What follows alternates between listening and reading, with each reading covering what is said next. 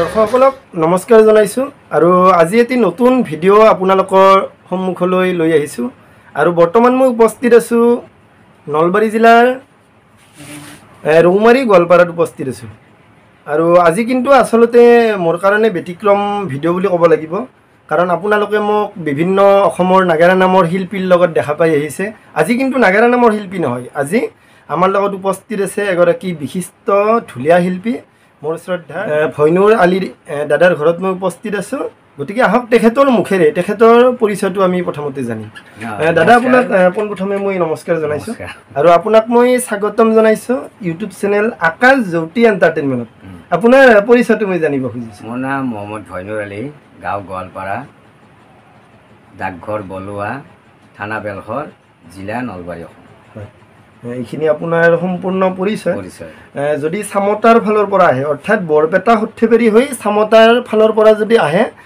আপোনালোকে কি চকেৰে কেনেকৈ আহিব লাগিব বৰপেটা চামতাইদি আহিলে আপুনি মানে শনিৰত পাব শনিৰৰ চক হয় শনিৰৰ চকৰ পৰা আপুনি ডাইৰেক্ট মানে চকৰ পৰা আপোনাৰ ৰাইটে আহিব আঘাতে আহিব লাগিব ঠিক গোৱালপাৰা চক এটা চক আছে চকটো পালে আপোনাৰ মোৰ ঘৰ মানে শনি ৰোডৰ পৰা আঘাত ৰাইট চাইডে আহিব লাগিব আৰু যদি নলবাৰী টাউনৰ পৰা আহে নলবাৰী টাউনৰ পৰা আহিলে শনি ৰোড চকৰ পৰা বাহাতে আহিব এটাই ৰাস্তা অৰ্থাৎ কেটা ভালা পাইছা এই ভাল পাই বিয়া কৰাৰ কাৰণে আজি মৰে যোৱা কি মৰাৰ কথা নুশুনা হৈছি এই ভাল পাই বিয়া কৰাৰ কাৰণে আজি মানে কি মৰাৰ কথা নুশুনা এই তোৰ বিধান নে সব ভাল না হ্যাঁ সব ভাল না ওরে কি কথা সবাই না সবাই না এই ভাল না কথা তো হয় জানো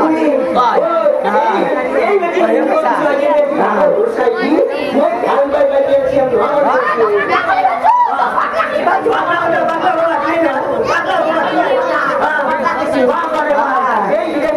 আছি এই অঞ্চলত বিয়াৰ গান গাই বিয়াৰ গান গাই মন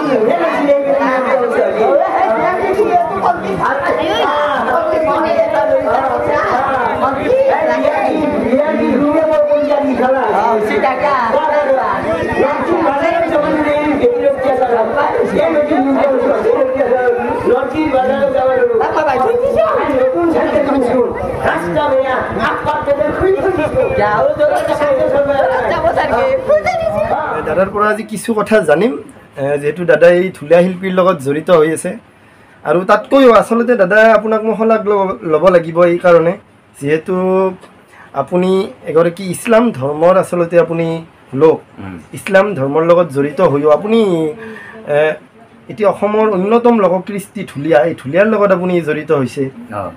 আচলতে বহুত সুখবৰ ক'ব লাগিলে। আপুনি কি কাৰণে আহিলে ঢুলীয়াৰ মাজলৈ? এইটো এটা কৃষ্টি বা কেনেকৈ আহিছিলে? এইটো এটা কৃষ্টি চাব, এইটো এটা কৃষ্টি। অসমত জন্মগ্ৰহণ কৰা প্ৰতিজন মানুহে অসমীয়া। আকৰ্ষিত কেনেকৈ হৈছিল? আকৰ্ষিত মই কেনেকৈ হ'লোঁ, ঢুলীয়াটোত মোৰ এটা বিশেষ নিচা আছে। কৃষ্টি যিহেতুকে মানুহ বিশেষে ৰুচিবিলাক বেলেগ বেলেগ। কোনোবাই গানত ভাল পায়, কোনোবাই নাটকত ভাল পায়, কোনোবাই নামত, কোনোবাই অজাতে এনেধৰণৰ। কিন্তু ঢুলীয়াটো যিহেতুকে আমাৰ এটা লোককৃষ্টি নামনি অসমৰ, ইয়াক জীয়াই ৰখাটো প্ৰত্যেকৰে দায়িত্ব আছে। আৰু মই তাত কেনেকৈ জঁপিয়াই গ'লোঁ, তাত এইটোত মোৰ নিচা এটা বেছি আছিল। বেছি থকাৰ কাৰণে এইটো ঢুলীয়াটো যদি ক'ৰবাত চলে আমাৰ এই অঞ্চলত, মই তাৰমানে বিৰাট আকৰ্ষিত হৈ যাওঁ। চাব যাওঁ খুব চাব যাওঁ। ঢুলীয়াটো হাঁহিৰ খৰাক, হাঁহি জগোৱা, মানুহৰ পেটৰ বিষ কমোৱা বস্তুটো হ'ল ঢুলীয়া। মানুহৰ বেমাৰ বেমাৰো চলি থাকে, গম নাপায় হাঁহি থাকিলে মানুহ। সেইকাৰণে বেছি মোৰ এটা নিচা হয়, আহি গ'ল মানে বেছি আকৰ্ষিত হৈ গ'ল। হৈ যাই পেলাই মই ঢুলীয়াত জঁপিয়াই গ'লোঁ। জঁপিয়াই পৰিলে। ঢুলীয়াৰ মাজত আপুনি বৰ্তমান বহুত বছৰে হ'ল আপোনাৰ? বহুত বছৰ হ'ল। মই কেতিয়াৰ পৰা জড়িত হৈছিল? 1990 চনত মোৰ প্ৰথম। 1990 চনত আপুনি প্ৰথম ঢুলীয়াৰ মাজত আহিছিল? ঢুলীয়াৰ মাজত আছোঁ। আৰু তেতিয়াৰ পৰা আজি পৰ্যন্ত আপুনি এনেকৈ ঢুলীয়াৰ মাজতে? আজিলৈকে মই ঢুলীয়া চলি আছে মোৰ, আজিলৈকে ঢুলীয়াত আছোঁৱেই। তাৰমানে বিশেষ অসুবিধা পোৱা নাই? বিশেষ অসুবিধা আকৌ মানে বৰঞ্চ মানুহবিলাকে খুব সন্মান কৰে, কৃষ্টিক খুব সন্মান কৰে, ঢুলীয়া দলক খুব সন্মান কৰে। তাৰপিছত মোৰ নামটো পোৱাৰ পিছত প্ৰথমতে মোৰ নাম মোক মুছলমান বুলি জানা নাছিল, অন্য এটা নামেদি মাতিছিল প্ৰথম। কি নাম আছিল? এনেই সকলোৱে মোক শৰ্মাদা বুলি মাতিছিল, শৰ্মাদা বুলি মাতিছিল। শৰ্মাদাই হ'ল, এতিয়াও বহু মানুহে মোক শৰ্মাদা বুলিয়ে মাতে। কিন্তু তাৰপিছত মোৰ নামটো জনাৰ পিছত মানুহখিনি আৰু এটা মোৰ প্ৰতি এটা দৰ্শকসকল আৰু এটা বিশেষ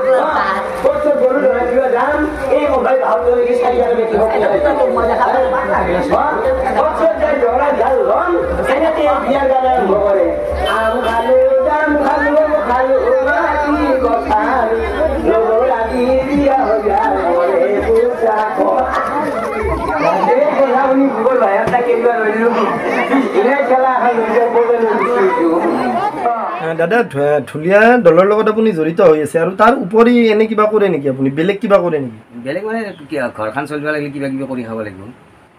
মোৰ পেচা হিচাপে কিবা কিবি কৰি চলি থাকোঁ। অলপ খেতি বাতি কৰোঁ, নামনা অলপ সাধাৰণ সৰু সুৰা ব্যৱসায় কৰি এনেকৈ চলি আছোঁ।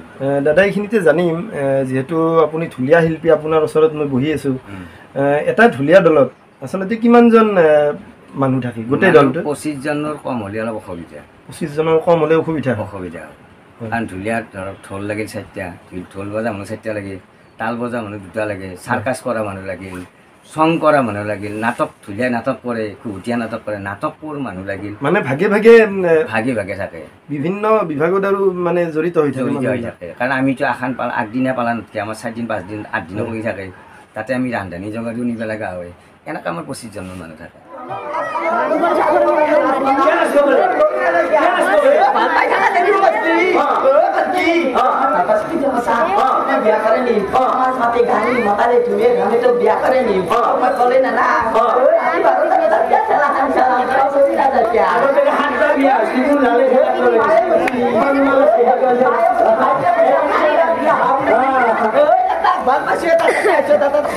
মই লাগে সেৱা কৰিছোঁ ঘৰৰ কথা নকৰিবৰ কথা হৈ কথা হ'লে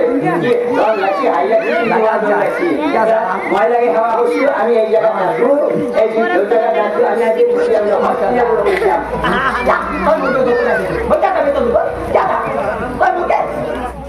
আপুনি প্ৰথম ঢুলীয়া ক'ত শিকিছিল? মই আমাৰ ৰৌমাৰীতে শিকিছিলোঁ, ৰৌমাৰী গোপালক ঢুলীয়াতে শিকিছিলোঁ। তাতে এজন বাইন আছিল, বাইন মানে এই ঢুলীয়া যিটো বাইন কোবা হয় সেইজন আমি বাইন ঢোল কোবাই নহয়, এই যি ভাইৰাবিলাক কোবা হয় সেইটোজন বাইন। তেওঁ মোক শিকাইছিল বংশীধৰ বায়ন, বংশীধৰ বায়ন। তেখেতৰ ঘৰ ক'ত আছিল? আমাৰ ৰৌমাৰীতে। ৰৌমাৰী মানে দলটো ৰৌমাৰী, তেওঁ ঘৰ অৰিজিনেল ঘৰ আছিলে গোৱালপাৰাত পৰে, সীমা ধৰণে।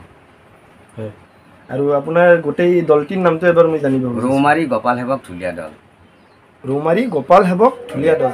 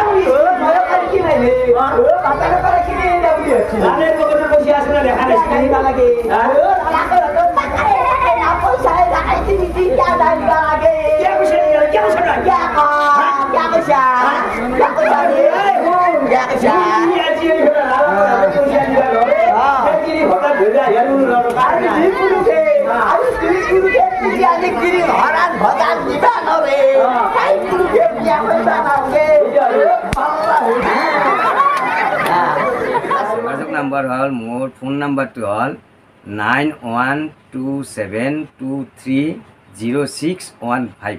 হয়, এই যিটো নম্বৰ আপোনালোকে স্ক্ৰীণত দেখা পাই আছে নম্বৰটো, এই নম্বৰটোত যদি যোগাযোগ কৰে আপোনালোকে ভয়নুৰ দাদাক আপোনালোকে নিশ্চয় পাব। পাবনে? আপোনাৰ বিচাৰিলে পাব।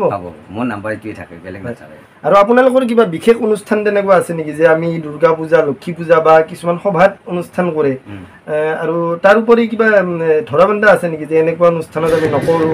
নাই নাই, আমাৰ নাই নাই, নাথাকে নাথাকে। মানে যিহত বিচাৰে আপোনালোকে বিচাৰে আমি তাতে যাম, অনুষ্ঠান কৰোঁ। য'তে বিচাৰে আমি অলপতে এটা সেই অনুষ্ঠান কৰি থৈছোঁ।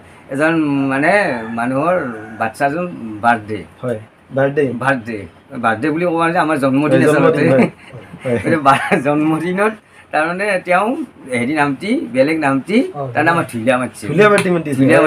সেই ঢুলীয়াৰ প্ৰগ্ৰেমটো মই এনেকৈ কৰিব লগা হ'লোঁ যে দিনত 2টা বজাৰ পৰাই 5টা বজালৈকে, 5টা বজাত বন্ধ কৰি 1 ঘণ্টা ৰেষ্ট লৈ আৰু ৰাতি মই 9টা বজালৈ কৰিব লগা হ'লোঁ। ৰাইজৰ বিপুল সিহঁতৰ ঘৰতে তেওঁলোকৰ ঘৰতে চোতালতে ইমান মানুহ হ'ল, তাৰমানে ক'ত জাগা নহয় গ'ল, তেওঁলোকৰ বেৰা ভাঙি দিব লগা হৈ গ'ল। আৰু দাদা বিশেষ কিবা অভিজ্ঞতা আছে নেকি তেনেকুৱা আপোনাৰ এই ঢুলীয়াৰ লগত? যিহেতু কিমান বছৰ হ'ল আপোনাৰ এনে? মোটামুটি 35 বছৰ। 35 বছৰ। 35 বছৰ কম বছৰ নহয়, বহুত বছৰ। 35 বছৰ আপুনি বহুত সৰুতে বোধহয় জড়িত আছিল? সৰুতে মই 70ত জন্ম। হয়, 70ত জন্ম, গতিকে মই 90 চনত মই হেৰি ঢুলীয়াত সোমাইছোঁ। বহুত সৰুতে আপুনি ঢুলীয়াত প্ৰৱেশ কৰিছিলে। 25জন মানুহ, 25জন আছেনে দাদা? 25জন আছে। 25জন। এই 25জন এনে ক'ৰ মানুহ জানিব? মানুহ আমাৰ 8 জেগাত নহয়, এটা জেগাত নহয়, তাৰমানে মোটামুটি 6 কিলোমিটাৰমান দূৰৰ মানুহ আছে। আপুনি নামকেইটা ক'ব লাগি বহুত সময় যাব। বিভিন্ন স্থানৰ পৰা আছে।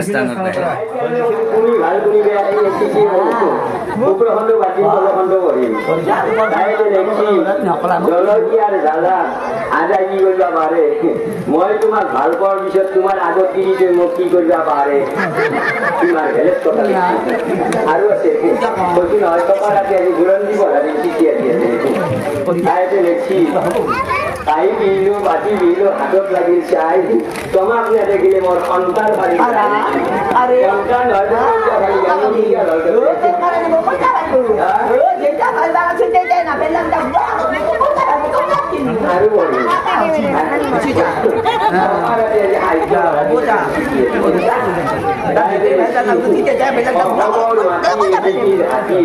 তোমালৈ মৰম মনত পৰে মাছ নিশা ৰাতি, মাছ নিশা ৰাতি নহয় চবাৰাতি মনত কৰিছিল মৰিয়া হ'ল তাতে চবাৰাতি মনত মৰি এইখিনিতে আৰু জানিম আচলতে আপোনাৰ যিহেতু আপুনি গিৰিয়েকৰ পাৰ্ট কৰে আৰু ঘৈণীয়েকৰ পাৰ্ট কৰে এজন মই জনাত কনক কি নাম আছিল কনক কৈবৰ্ত আচলতে ল'ৰা মানুহ কিন্তু সুন্দৰ আচলতে সেই সময়ত কিন্তু ধৰিব নোৱাৰে ল'ৰা বুলি ইমান সুন্দৰ অভিনয় ইমান সুন্দৰ ক'ত ঘৰত তেখেতৰ ঘৰটো জানিব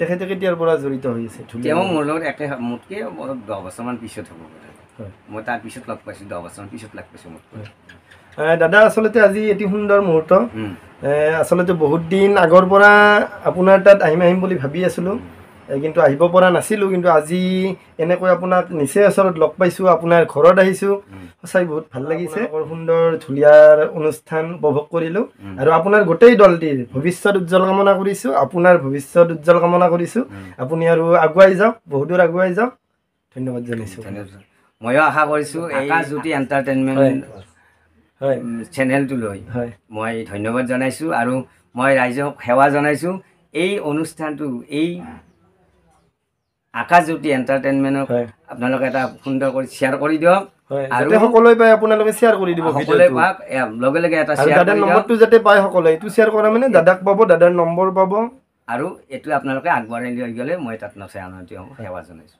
ঠিক আছে দাদা বহুত বহুত ধন্যবাদ কোনে ভিতৰত গেলি আমাৰ তাকে আমাৰ চলিটো বনাবা আছি আমাৰ